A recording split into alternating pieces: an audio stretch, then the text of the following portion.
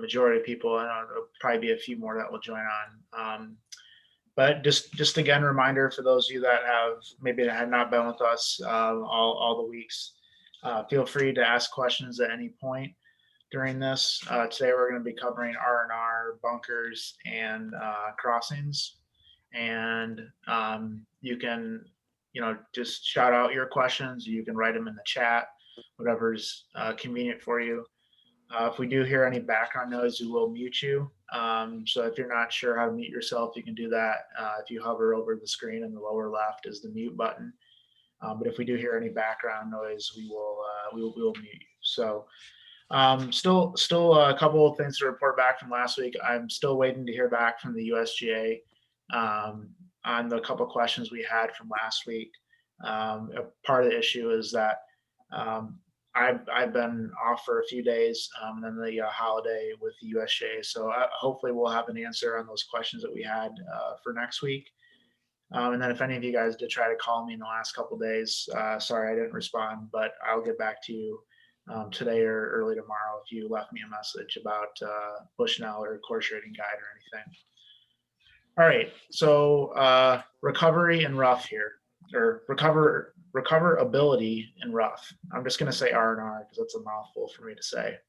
But R&R is the evaluation of the probability of missing the fairway landing zones in the green and the difficulty of recovering if any are missed. To rate R&R, use the average height of the rough adjacent to the fairway and green, excluding any narrow intermediate cut that may exist. So that rough height that they say to use, we will measure that. Our measuring team will measure that ahead of time. And typically how that's done is we will ask the superintendent at the golf course what height they set their mower to, and that's typically the height we use. There are some scenarios where the golf course will tell us one thing and we'll get out there and we'll see something completely different. One I think that just comes to mind from my memory was a course in Clinton Township, I think, Fernhill, where we were told that the rough height was like 2.25, and we get out there and it's less than 2. So we'll spot check what the golf course or what the superintendent tells us, but that rough height will be measured ahead of time, and will typically be on the Form 1 here up at the top where it says rough height.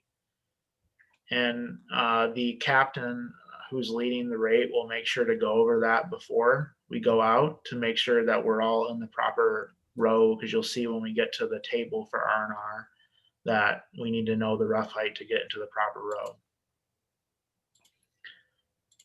Oops. All right, so R&R ratings are based on, like we said last week at the end, that green target value is kind of our starting point. So we are basing off of that. We're basing it off the type and the height of the rough grasses. So in Michigan, we use what the system calls cool grass. So the warm grass would be like a Bermuda that you might see down in Florida, or something like that. And for those of you that have played down in Florida or down south in the southeast part of the country where they have that Bermuda grass, you know that 2 inches there is not equal to 2 inches up here. It's a lot nastier down there. So there's a scale to adjust for that. But here in Michigan, we're a cool grass state. And then we also look at the rise and drop around the green. And we'll talk a little bit more about what rise and drop is. And then any mounding adjacent to fairway landing zones are at the green. And then other rough conditions such as sand dunes, waste areas, brush, ice plant, palmettos, etc. One of the things that we see a lot here in Michigan is heather. But again, sometimes and more often than not, that's taken into consideration under the lateral obstacle evaluation. Okay, and then it says here there's a couple notes. When we're talking about R&R, cool season rough over 6 inches long, Underbrush and trees or other factors listed above which make it likely a ball will be lost or advanced only with great difficulty should be rated as extreme rough as well as R&R. So that's kind of what we just talked about, where we have a lot of that typically laterally along the hole that will also rate under extreme rough for lateral, potentially crossing as well. And then our waste areas, which there aren't a ton in Michigan, but there are some. They're rated. Yep. Why is there over 6 inches and then 5 inches in parentheses? Yep. So the 5 inches is for the warm season grass, I believe. Let me just double check, but I believe that's the case. Yep. Yep. So the 5 is the warm grass, so we don't need to worry about that.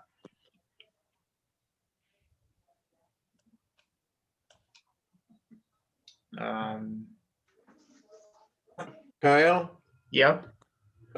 isn't the one in parentheses, isn't that the ladies, The women, women's yeah.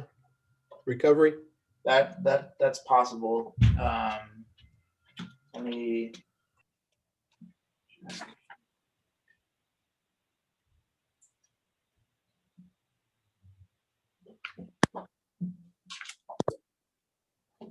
You look at the table, Kyle, it's 6 inches on men and 5 on women.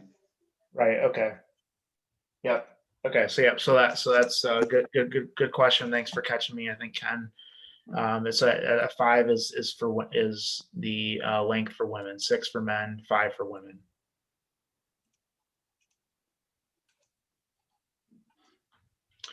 And then we talked about waste areas. They're rated under bunkers and R&R.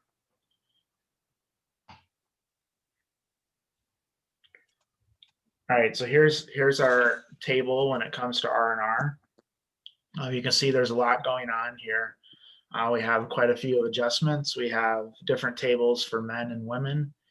And then we have a secondary table that talks about a bogey carry adjustment that applies just to the bogey offer.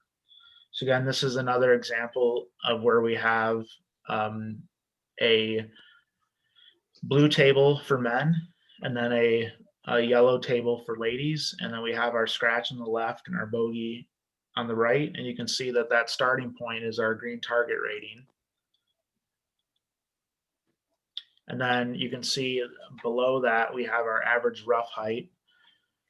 So you can see here that there are certain lengths that determine what column we're in. So we need to know what column we're in for that day.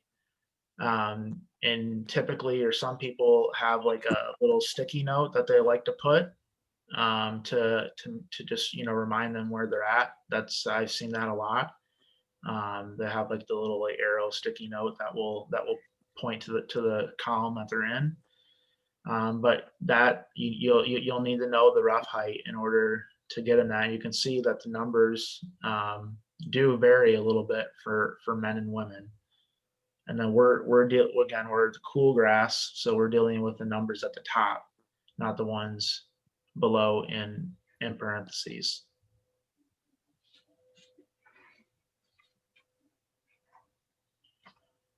All right, so a couple looking at our adjustments too. So here's an example, and I can't recall if we've had one that we've done this before, but there are other examples in the book where you have certain adjustments that apply to bogey ratings only.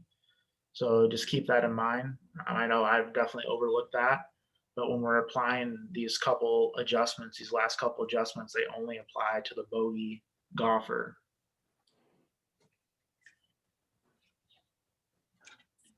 Okay, so we'll just go through some of the adjustments here and talk about them. We've already talked about the L adjustment, the layup. So anytime we're not hitting a full length shot, either because we're laying up or because we're a dog leg, we're going to apply that L minus adjustment under R&R. The inconsistent adjustment, there's a few examples of that. The first one is a +1. the rough near a landing zone or closely bordering the green is much more severe than the rough or height of the hole. And the example it gives is that it's 2 inches longer. So typically this doesn't happen, but you do, or you may run into some unique situations where the golf course purposely likes to keep the rough around the greens thicker than it is throughout the rest of the golf course. And so you can take an average rough height, but then apply this adjustment around the greens or in the landing zones, but typically you'd see it around the greens. Personally, I've never seen it in Michigan, but that doesn't mean that it doesn't exist out there. Another inconsistent adjustment is the -1, which is where the rough near a landing zone or closely bordering the green is much less severe than the rough height of the hole, with the same example of length that's shorter. And this is common. You'll see that in a lot of places, especially recently, within, I'd say maybe the last 5 years, you'll see a lot of courses that have shaved down areas around the green to make playability easier. And so for people with terrible short games like me, they can pull out their putter instead of trying to hit that difficult wedge shot. So that makes recoverability easier. So we have a minus adjustment in that case. Kyle, Yep. on the inconsistent, Mhm. At Barton Hills, they like let the faces of their bunkers grow extra deep and around the bunkers. And I was wondering if that was in the landing area, would you use the inconsistent there, or would it be a bunker adjustment?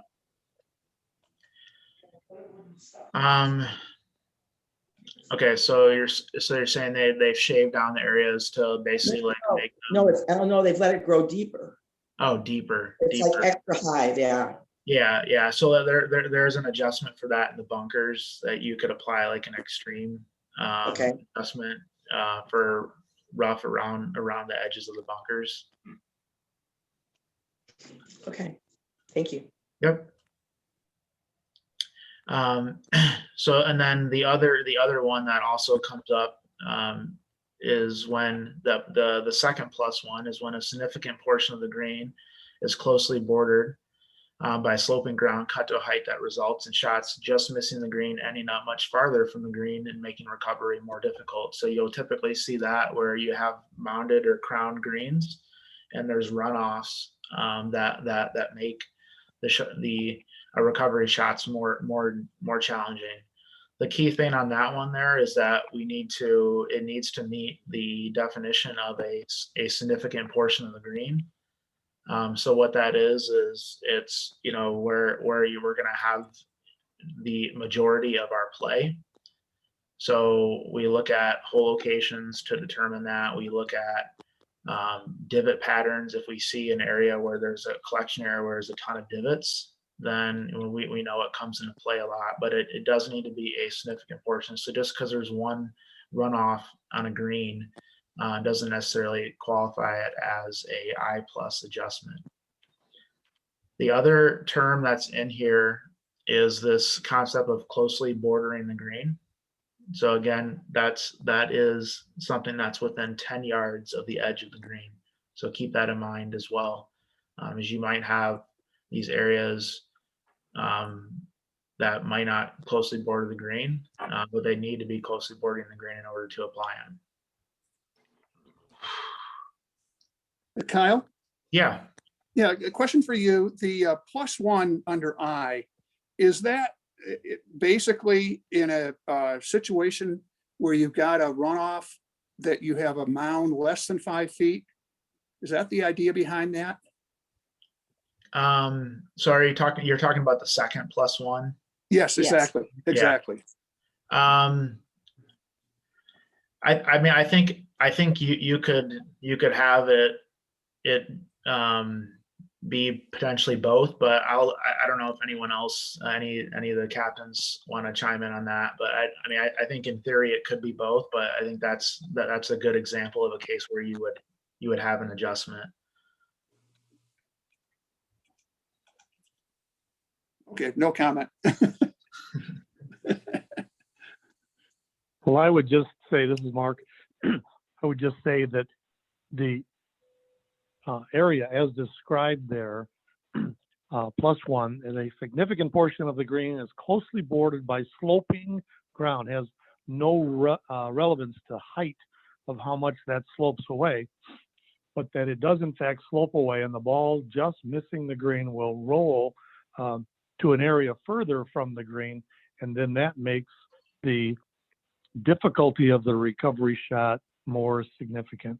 So it has nothing to do with height. It simply has to do with the fact that it rolls away and rolls away further, making the recovery shot more difficult. Right. Okay, got it. Got it. Yeah, and then the other thing that says in here too, I'm just reading through it again, is that it's, you know, it's cut to a height that basically results in that going farther away. So you're typically going to see those shaved, like those areas that are shaved down, whereas, you know, your typical mounding or rise and drop is going to be, you know, usually rough, right? And not shaved down to like fairway height. That's an excellent point, Kyle, because the I+ has to do with those areas that are cut at rough height. If that same area was at the 2.5 or 2.25, 2 3/4, and in this area of the bluegrass rough variety, that consideration then would come under the next adjustment, a mounding application. Yep. So moving to mounds, and mounds has changed a little bit starting, I believe, was it last year? I think it was last year when they made this change of combining the previous mounds and rise and drop together, or allowing it to be applied together potentially. So if grass mounds or hollows are present near the fairway landing zone, we need to consider their severity and number and location. So that can be a +1 adjustment. Now that's in the fairway landing zone. But then you could also have it around the greens. So if you have, again, a significant portion of the green that's closely bordered by these mounds or hollows, or or rise and drop of greater than 5 feet, do not. And then keep in mind, we're not factoring in any area that is closely bordered by bunkers. So we can have an adjustment for these areas. And then there's a potential for a +2 adjustment for the same criteria. So here's just an example of a hole where we have some mounding. This is, I forget what hole, but it's at Manistee Golf and Country Club. And we have some pretty significant mounding that is closely bordering the green that makes recovery more challenging. So we would have a M+ adjustment for this scenario here. We're also keeping in consideration where they are at on the hole. So if I remember correctly, I believe these mounds are to the left of the green, and so they're definitely in play. We may not consider doing the mounding if they were behind the green. And then they also meet the requirement of closely bordering the green because they're within 10 yards of the edge of the green as well. A few other things. So there was a question really early on about the course rating manual. So these are the couple things from the course rating manual that give us a little bit more clarification on mounds. And then also what we mean by bunkers closely bordering the green. So explain the mounds adjustment under R&R. Mounds should be considered in the rough near the fairway landing zone and or closely bordering the green.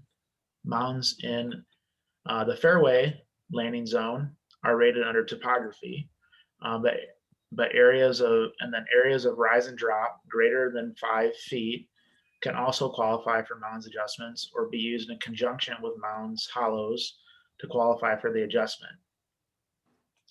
However, a combination of mounds and rise and drop may warrant an adjustment when independently they may not. So a good example of that would be, we talk about a significant portion of the green. You might have a portion of the green that is, or you might have part of the green that is surrounded by mounds, and you might have part of the green that's surrounded by a rise and drop, but independently they don't cover a significant part, but when you put them together, they do. And so in that case, you can apply a single mounds adjustment for that scenario. When we're looking at the mounds, we're considering the impact they have on scoring.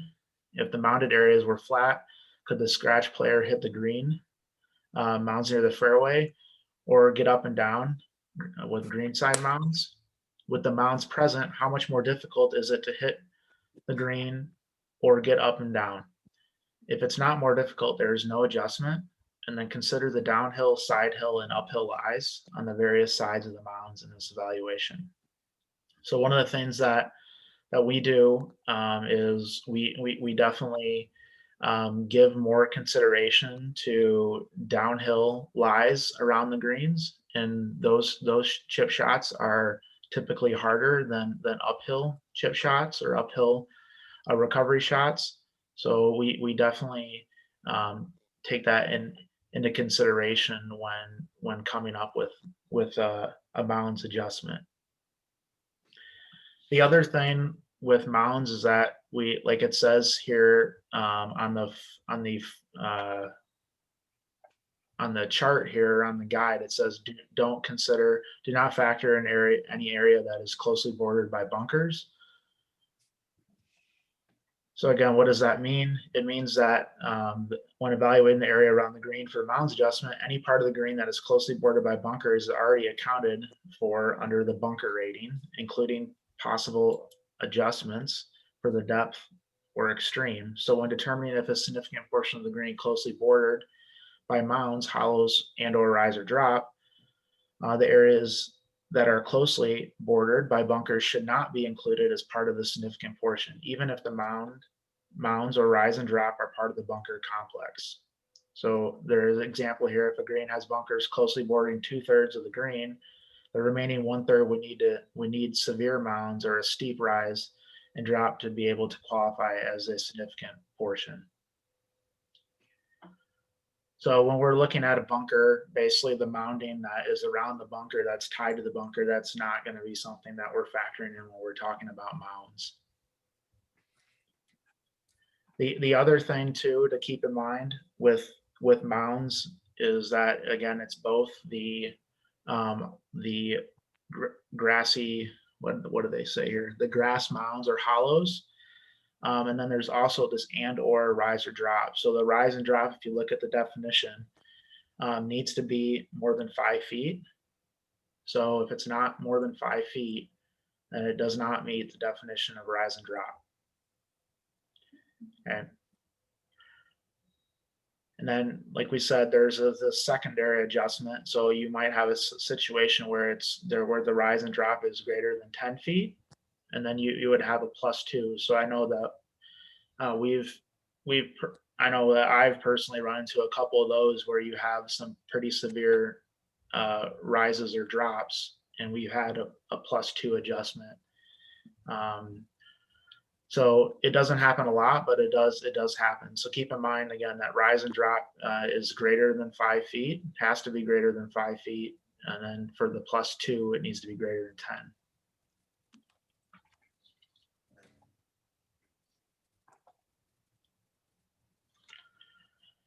All right. Next adjustment here is the surround. So we'll talk more about what that if a surround adjustment of +2 has been applied under lateral, then we're also going to put a +1 here. We'll talk more about that when we talk about lateral, but typically we don't have a ton of +2 surround adjustments, but they do happen. So we'll make sure that the captain reminds you to put that +1 in there. And then we've talked about this unpleasant adjustment a lot over the course of various obstacles. And again, this is something that we typically do not apply, and really only because we're there one day or a couple days out of the course of a 10-year window, and we're not going to assume that the conditions that were there are consistent across that 10-year period. So we're very rarely going to do an unpleasant adjustment. If we do, the captain will communicate with you on the best way to handle that. And then there is a 2 adjustment, which is if the rough closely borders 2 or more landing zones on the 3 or more shot hole and is at least 4 inches for men or 3.5 inches for women. Kyle, Yeah. in the past, I've used the unpleasant, like if my bogey can't reach the fairway on her drive and she ends up in the rough. Yep. So I think the best way to handle that one is to assume that the fairway is less than 20. So you'd have that less than 20 width on the fairway, and then do a W minus if they can play easily from the left and the right side of that rough. Okay, Yes, Kyle, that's correct. That was a change in 2016 with the guide there. They changed the thought process and changed the definition of the U plus, and then began recommending that since the area of the fairway width is in that situation that you mentioned, Patty, 0, that's less than 20. And that garners a typically high number. And so then that fairway number is applied. Typically then if it's fairly flat and easy to recover from, you would W minus or W minus that area as well. okay, I must have missed that. Thank you. All right, and then the next couple adjustments we're going to talk about are adjustments that, again, apply only to bogey golfers. So there's a 3 adjustment that the bogey player cannot reach the center or the centre. It's center. I say that as a joke too, because this book, the rules of golf, the rules of handicapping, now that everything is global, it's written in international English. So just we spell center a little differently here in the US, but up in Canada and over in Australia, that's how they spell center. So you see little things like that, that's the reason why. But anyway, so if the bogey player cannot reach the center of the green on a par 3 hole, or in one shot or lays up, and the area short of the green is at least 20 yards wide and is cut to fairway height, and we're going to have a +1.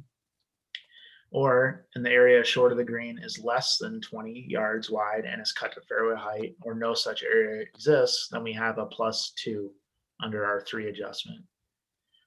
So I think that's one that I know gets overlooked a lot. I know Connie Brady has scolded me multiple times on missing that one. But you do see that situation come up a lot when you're dealing with either female golfers. Well, I got female golfers that are playing longer tees. Again, the bogey golfer, or you have your bogey golfer who's playing a long men's tee is typically where you run into these scenarios. And the same can be said about the C adjustment here. Again, it's typically those tees where you have your women that's playing a longer tee, maybe 57 plus, and then your bogey male golfer that's playing from the back tee typically comes into these scenarios. But basically, if you have a carry over rough, so we're not talking about extreme rough or penalty area or out of bounds, just over rough is required to reach the target, then we could potentially have an adjustment. So you'll see this table again, it's just for bogey. We have our distance to carry, and then we have our rough height. So we're going to need to know our rough height. And then our distance that we carry, we need to measure that. The measuring crew is not going to measure that. But typically what we do is we'll have someone that's doing a shorter tee that doesn't have to deal with this. We'll just go out with their cart to the edge of the fairway. then we'll, the people that might have this apply will shoot them with a rangefinder from their respective tees. So this again is something that does, you know, potentially come up, and when it does, we need to get this measurement. Kyle, Yeah. another way to do that is if you're sitting at your tee and if you've got a GPS, it gives you your yardage. Then when you drive to the safe carry area, you can subtract that yardage from the original yardage, and that gives you your carry. Yep. That's another good way to do it. There's a couple of different ways to get to the right answer, which is great. And Kyle, another follow-up to Patty's original question concerning that U plus is this C plus, if in fact the landing zone for the bogey player specifically in this situation is in that area that's not mown to rough height. That is to say, it's still not mown to fairway height, but it's still at the rough height. The C plus characteristic comes in and should be applied there as well. Is that stating it fairly clearly, Patty? Yes. So I think what you're saying, Mark, is you'd have the C plus adjustment under R&R, but then also the less than 20 measurement for the fairway. Is that correct? That's exactly correct. Thank you. Yep.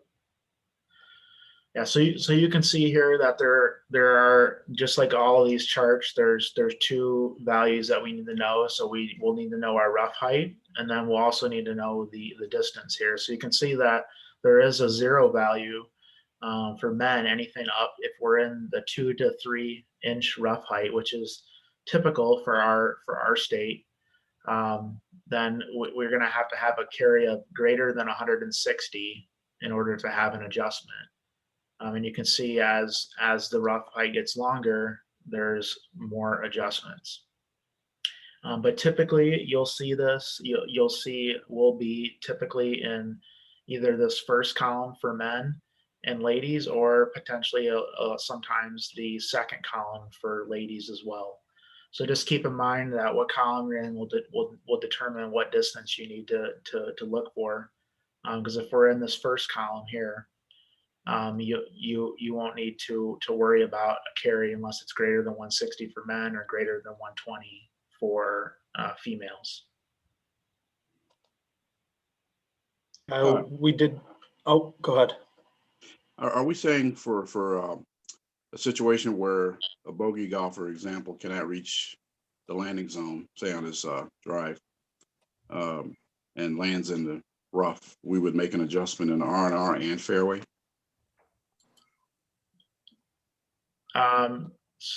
Well, so you don't. So for in this case, you'd have the C adjustment for R&R, and under the fairway, because there's no fairway landing zone, you would put it in the less than 20 column under fairway. Yes, I see that. Yep. And then if you could easily play from it left and right there. So typically in these areas, they're rough and it's wide open left and right. Not all the time, but a lot of cases. And in that case, you would also potentially apply a W minus or a W minus minus in those cases for the fairway. Okay. And what about R&R? If it's so the R R&R won't matter in terms of there being if it's open or not. If it meets this carry yardage requirement, it's going to be applied under R&R. So if we're in column 1 and we're doing the male golfer and it's 170 to carry, then they're going to get a +1 under R&R. Right, greater than 160. Okay, Yep. Thank you. Yep. Kyle, that 3 rating only applies on par 3 holes, right? Because this bogey carry adjustment table is for 2 or 3 shot holes. Let's see, I just want to read it again. If the bogey player cannot reach the center of the green at the par 3 hole in one shot or lays up in the area short. Yep, so it's only par 3. Yeah, so this 3 adjustment here only applies to par 3s. Because that. So it only applies. That zero rough, I mean, the zero fairway is really taken into account in the carry table. If I read Well, this let's right. go back and separate these just a little bit. The 3+ adjustment is meant for par 3 holes. That's why they call it a 3 adjustment, and it's only to be used for a 1-stroke hole for the scratch player that the bogey player can't reach in 1 stroke. So when you go to the carry adjustment, the bogey rating only C+ adjustment, that C+ adjustment could also be used on a 1-stroke hole where the bogey player can't reach, if in fact the rough goes right up to the front edge of the green. You've seen those, I'm sure. So you could have a C+ as well as a 3++ adjustment under recoverability and rough in that situation. Got to take some time with those situations and make sure you're getting all the correct applications. But typically the C+ is meant for those 2 and 3 and more stroke holes from the tee where neither player can reach the green. So typically a par 4 or a par 5. All right, thanks for that, Mark. All right, looks like there was a question about in the chat about can you have an I and an M for around the green. So I don't like to answer the questions like in absolutes, but it would be very rare where you would have both. Typically, when you're dealing with the I, especially if you're dealing with like the I- or I+, we're typically talking about areas that are mown down to fairway height, and then our mounding is definitely not that, and it's more when there's rough. So I'm not going to say that there's not a situation out there, because there probably is, but typically you would not have both for a green side.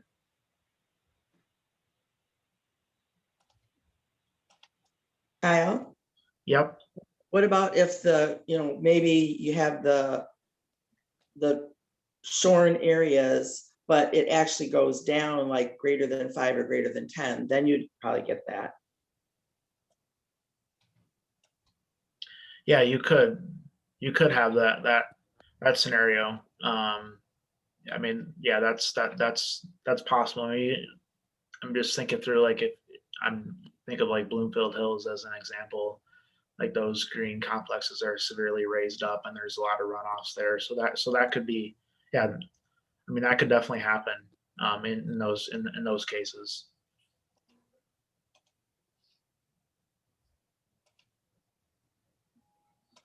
Hey, Kyle, Yeah.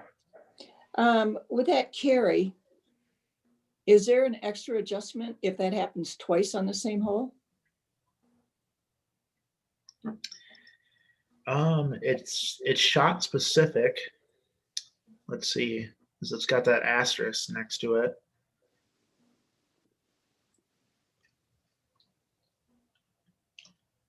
That's a good question. I don't know the answer to that one. My guess is that you typically won't run into a scenario where you would have that type of rough carry on multiple shots. But Kyle, sometimes you rough carry from the tee, and then maybe you'll have a rough carry to the green or something. I mean, it's rare, like you say, but I think it could happen. Yeah. I think the other thing to keep in mind on this too is that when we're talking about this C+ rough carry, we're talking about rough, like normal rough, not extreme rough, which will that's right. I'm sorry. Take into consideration under crossing. So yeah, you're right. Yeah. So I mean, I think there's probably a scenario out there where it could happen, but I don't think it's common. Typically, it's just you're just dealing with it, carrying the small, like the short, well, I would call short rough, off the tee. Kyle, Yep. I can remember one hole. I don't know where it's at. But after you drive off the tee, which I don't remember if there is an actual carry there or not, but when you get into the fairway, then there's an area of maybe 40 yards of rough before you get fairway again. And if that was at the end of a shot, then would that count? Like, say if it was, if you have two and a half to 3.5 column, and the person had to shoot more than 70 yards to carry that, then would that come into play there? Yeah, I mean, I think it would just depend on that rough and what it is. I mean, I think, and I'm It's just just thinking about regular this. rough. I think an example could be where you'd have like you have like a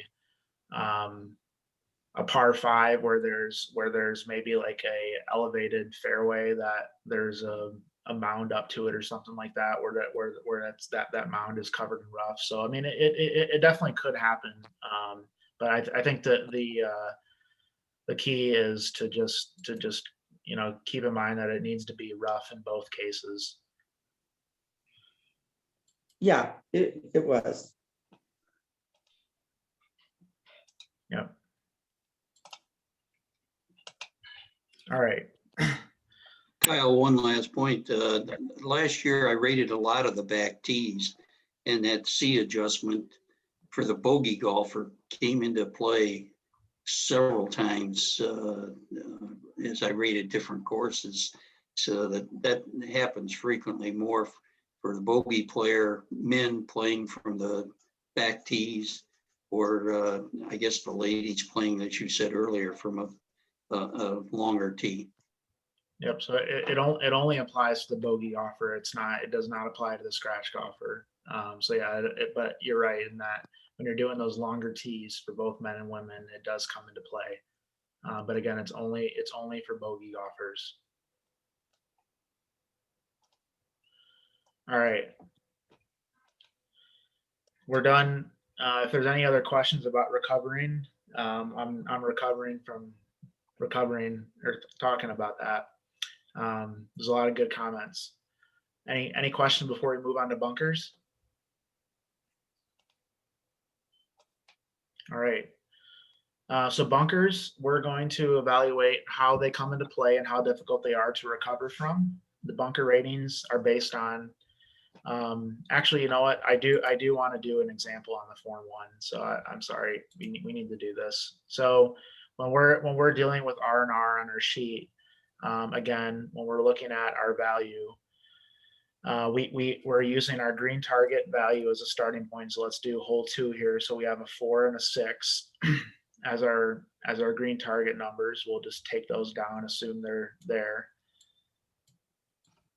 And then we're gonna say in this case here, we will not have any adjustments. So we're just gonna go to 4, and our rough height is 2.25. So 2.25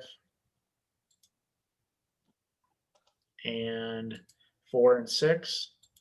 So we go back to our chart. We're doing the men's.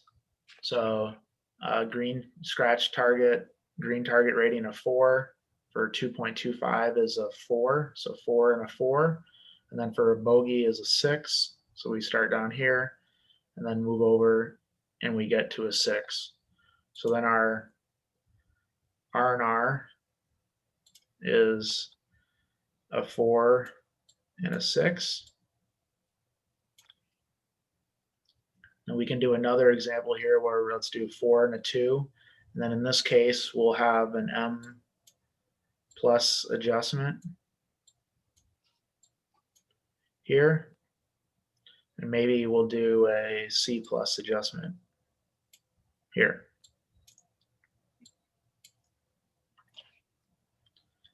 So again, we're 4 and 2 for our green target. So a 4 is a 4 for our scratch, and then our bogey is a 2, and that comes over to a 3. So it's a 4 and a 3, and then we have to do our adjustment. So our 4 becomes a 5, and our 3 with the plus becomes a 4. Kyle? Yep. And if you've got an M plus green side for your scratch golfer, isn't your bogey golfer going to have that also? So typically, but not always. This would be a good example where you might not have that M plus adjustment. If you're coming in from 25 yards away, keep in mind that shot dispersion pattern from 25 yards away. You're very rarely going to miss the green. So in that case, you probably wouldn't apply the M plus. But if the shots were longer, then you'd probably have it in both.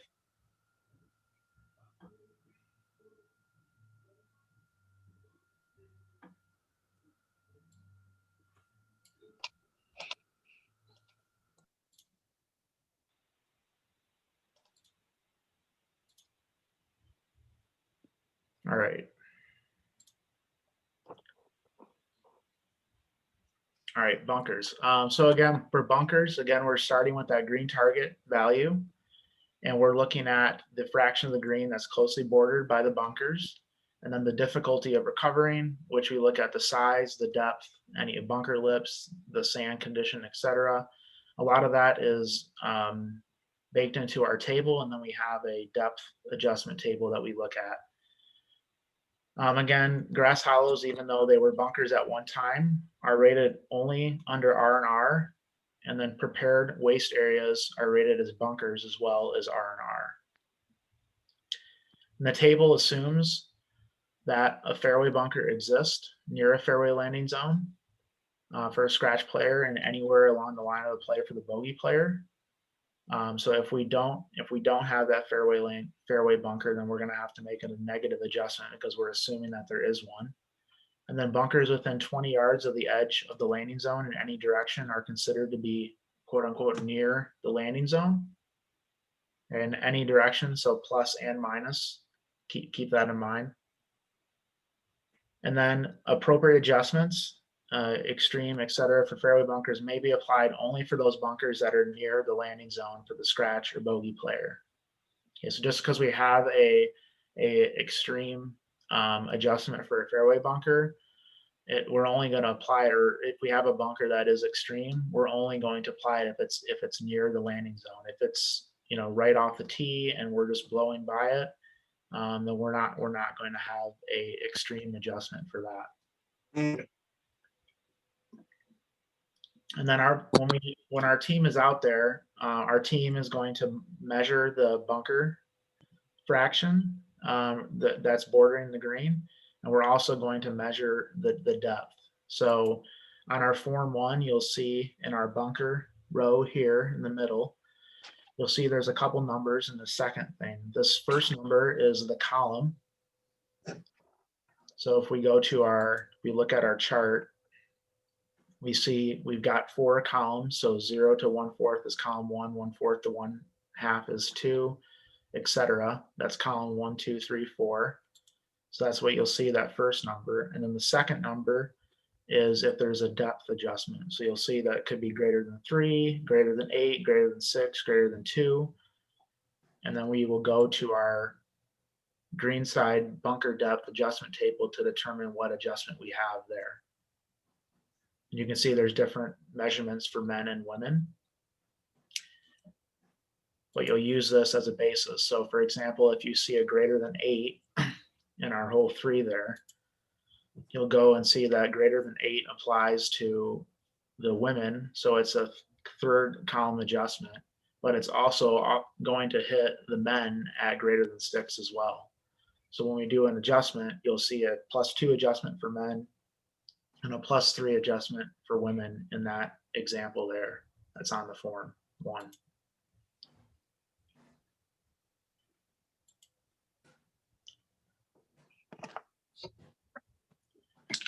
And then a few things with the bunkers, a few scenarios. If there's no green side bunkers, then any bunker rating hole would be based only on a fairway bunker.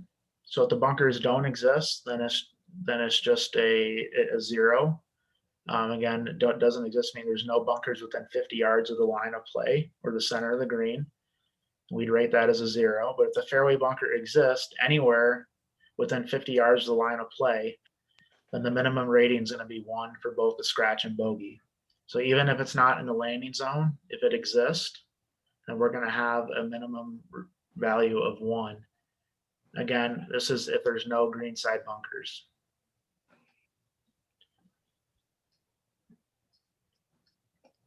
Okay, and then adjustments, like we said earlier, adjustments may only be applied for fairway bunkers that are near a landing zone for the scratch or bogey player. Okay, so you'll see, you'll definitely run into this. There are lots of golf courses that don't have greenside bunkers but have fairway bunkers, and some will be in the landing zone and others won't. But you keep in mind that if there is a fairway bunker but there's no greenside bunker on the hole, it's going to be a 1 at a minimum for both the scratch and the bogey.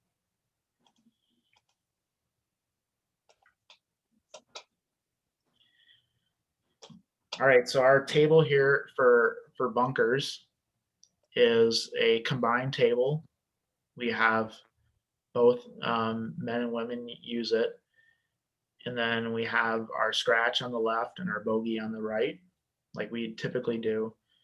And again, we're starting off with that green target rating, and then we're going to our column to get our starting point, and then plus any adjustments. So if we just go through really quick here, we've got, we can just let's use this greater than 8 one that we talked about. So we're at green target of 6 and 8 for men. So 6 for the scratch. And we're at column 3. So column 3 for a 6 is 1, 2, 3. So that gets us to a 5 here. And then an 8 to a 3 gets us to a 7. So we're starting at a 5 and a 7. But then we have here, we have a couple adjustments that we're going to make. We talked about if we're assuming that there is a fairway bunker on par 3, there's not going to be a fairway bunker. They both reach the green.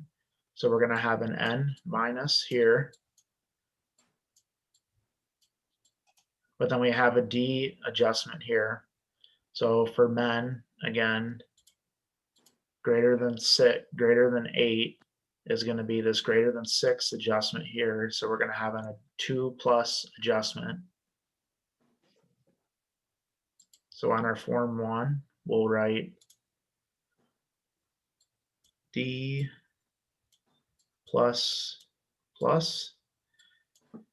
I typically like to write it in the middle because it's applying to both golfers in this case. But if you want to write it in each one, that's fine. But I typically, when the thing applies to both, I'm going to write it in the middle. So I got the D++, my N minus. So again, that was 5 and 7 were my starting points. So my 5 minus 1 is a 4, plus 2 is a 6. And then my 7 minus 1 plus 2 is an 8. No, yeah, 8.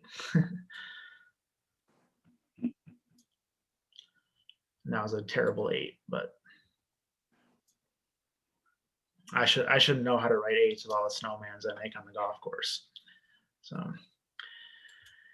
right, so that's one example here. So when we're talking through our adjustments, we have a handful of adjustments here. We talked about our depth adjustment, where we're looking at the bunker depths that are measured by us and how they apply. They are different for men and women. We also talked about our N adjustment that we do when there is no fairway bunker, because again, our table value assumes a fairway bunker. Some other ones, or it could be an obstacle squeeze or a squeeze or a cue. If there is an obstacle squeeze because the distance between the bunkers that borders both sides of the fairway landing zone is less than 30 yards. So we showed an example of this before, but we have, here's an example of a obstacle squeeze. So that would be where, again, it's less than 30 yards between the two. So we'd have a cue adjustment there.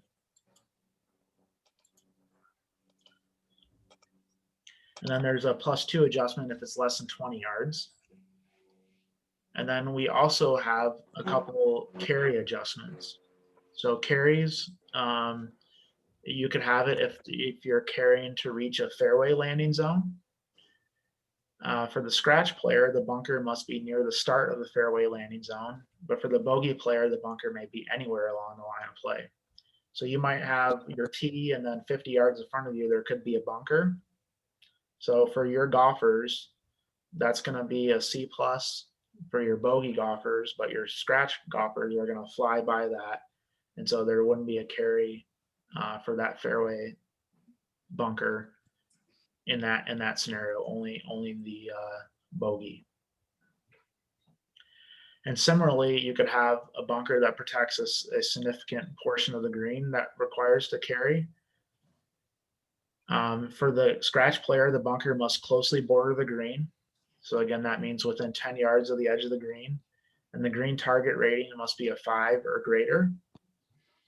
For a bogey player, the bunker may be anywhere along the line of play with no minimum green target rating. Okay, so you'll definitely run into that. But again, we're talking about a significant portion. So again, that means that, you know, typically it means more than 50%, but we're talking about, again, how, you know, the amount of play that is going to be hit over that bunker in this case. And so it may not be exactly 50% of the green, but if the most of the hole locations are in an area where you have to cover or carry the bunker, then you're going to have that C+ adjustment, definitely for the bogey. And then for the scratch player, if your green target is 5 or higher. And so basically one way to think about that is when your green target is 5, it's typically going to be a longer shot. So it's going to be, the reason that you'd have it apply for the scratch golfer in there is because the bunker is going to come into play more. Whereas if they're hitting a shorter shot, there's really not too much of a concern about them carrying the bunker in that case. Hey, Kyle. Yeah. I understand the squeeze when it comes in the lateral hazard business, but if it's also in, is it also in bunkers? Do you put it in both places? So in this example here, Yeah. So you only have a bunker squeeze in this case, because here the only lateral that you have, at least it looks like there might be a little lateral on the left side here. You got some of this heather grass, but that's not present on this side, or it's not within 30 yards. So in this case, it's just going to be a bunker squeeze. But okay, if instead of these being bunkers, if this was penalty area left and right, then you'd have it under lateral as well. And you could have it here, and then you could have, you know, a lateral squeeze up closer to the green as well, potentially. Maybe probably not on this hole, but on a different hole potentially. Okay, I get it. Thank you. Yep.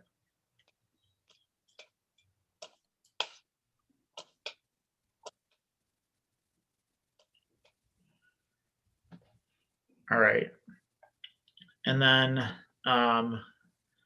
the last adjustment, or I guess there's 2 more adjustments. The one I want to talk about, extreme. So this E extreme is, again, it's if a punitive bunker features, if punitive bunker features make recovery from the fairway or greenside bunkers extremely difficult. And it gives some examples: pot bunkers, stacked, sod, extreme rough interferes with swing. Patty was talking about that earlier. Or very large bunker. Or, actually, I wasn't. I was talking about it's just regular rough, but it was extra deep. That's why I don't see that listed here. So I would think you would have to do that under inconsistent in R&R. okay. Yeah. You know, if it was a you're- fair amount, you know, like if there were, Yeah. say there were bunkers with a squeeze and it had this rough on the faces, then I would say you would have to do an I under R&R, because if it gets in there, you know, you're probably going to find it, but to hit out of it is horrible because it's not extreme rough. Okay, so it's not extreme. Like, you know, 4 or 5 inches deep of regular rough. So I guess I would look toward the superintendent's input there. They Oh, they don't did it on fly purpose. mow. They do it on purpose. Well, that's something that's to be considered.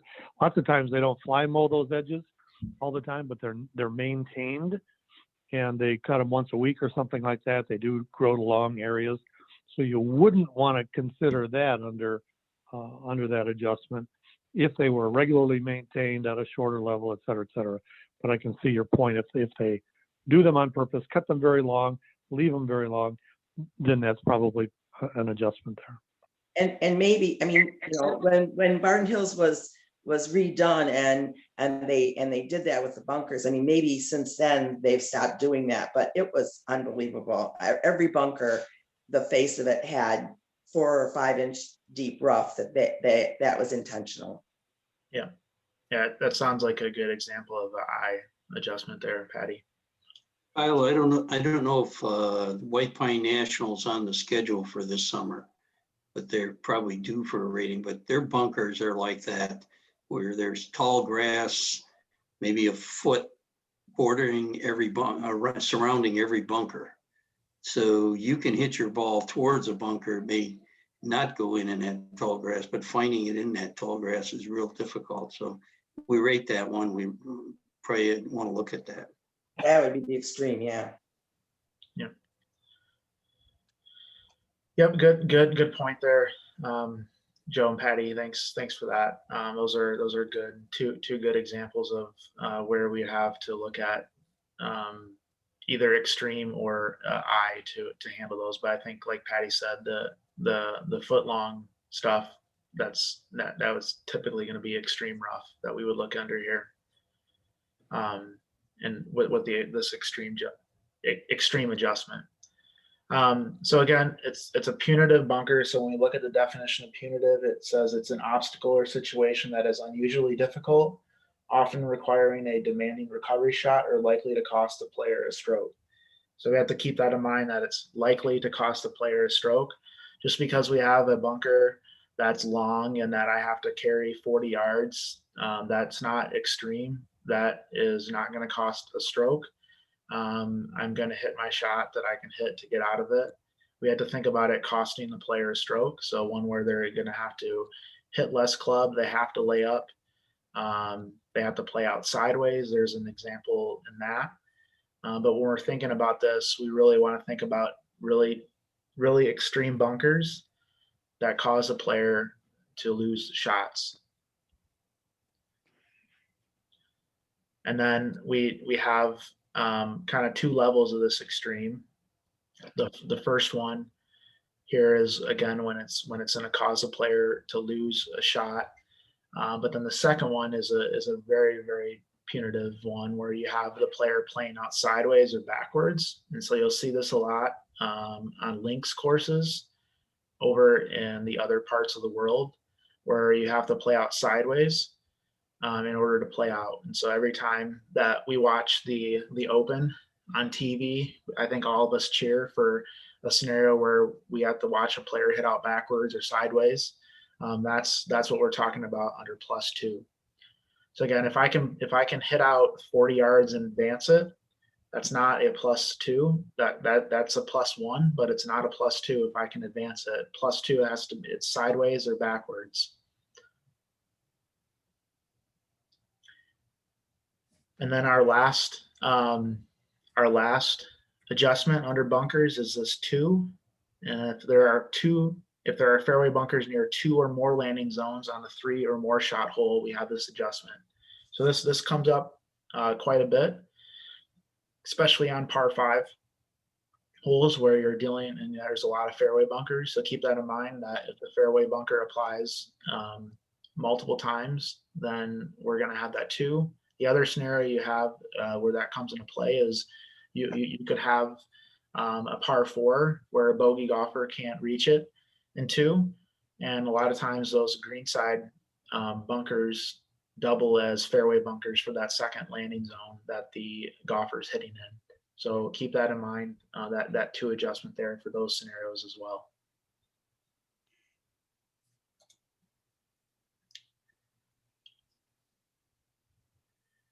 All right.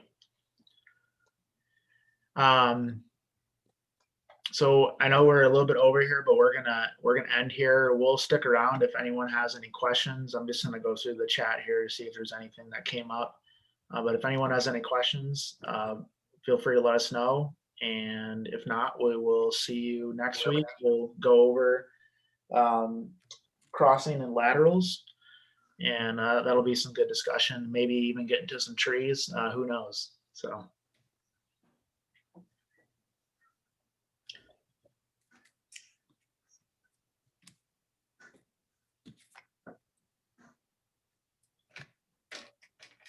Thank you, Kyle.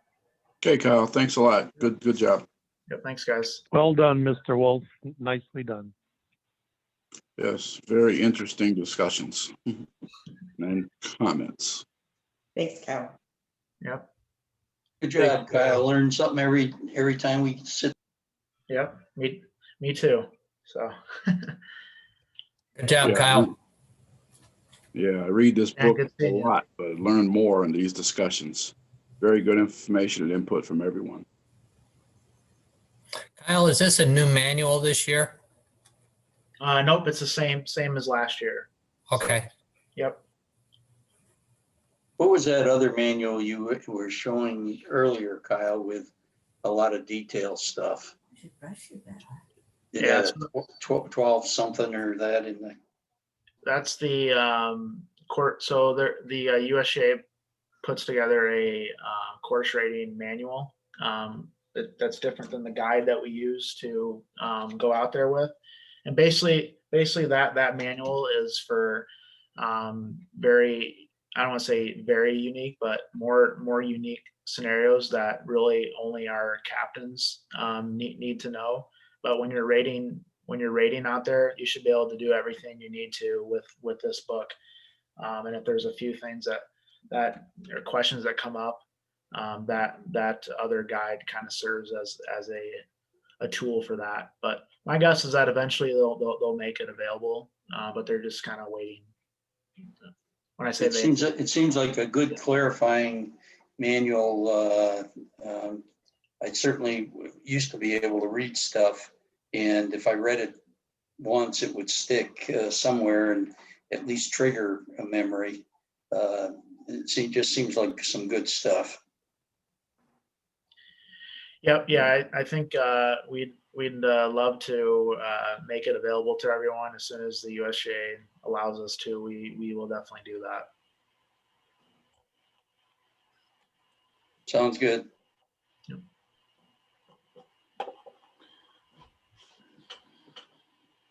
Off to COVID shot 2 today.